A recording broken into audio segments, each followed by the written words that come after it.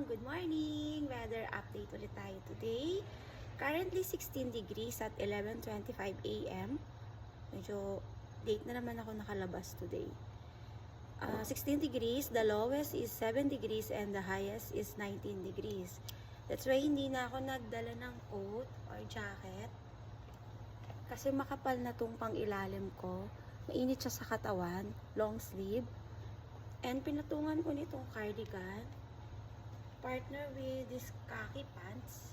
And syempre, meron pa rin tayong warmer leggings and rubber shoes. Kasi tatry kong mag-hiking today. Ang itinerary ko today is continuous ng Northern Seoul. Kasi madaming pasyalan doon na magkakatabi lang din, pwedeng lakarin.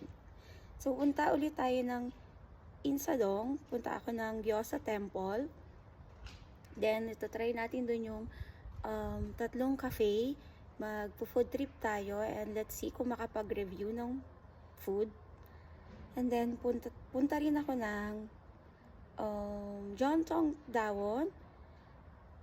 Then, Cheongdeoksun Palace and Dongdaemun Plaza.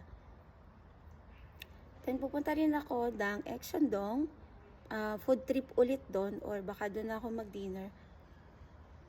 Or mag-hike ako. Punta ako ng Namsan Tower.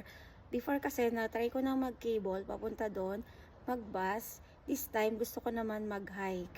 Kasi maganda rin yung mga dadaanan doon. Pero, medyo mahaba-haba ang lakarin. Siguro 30 to 35 minutes.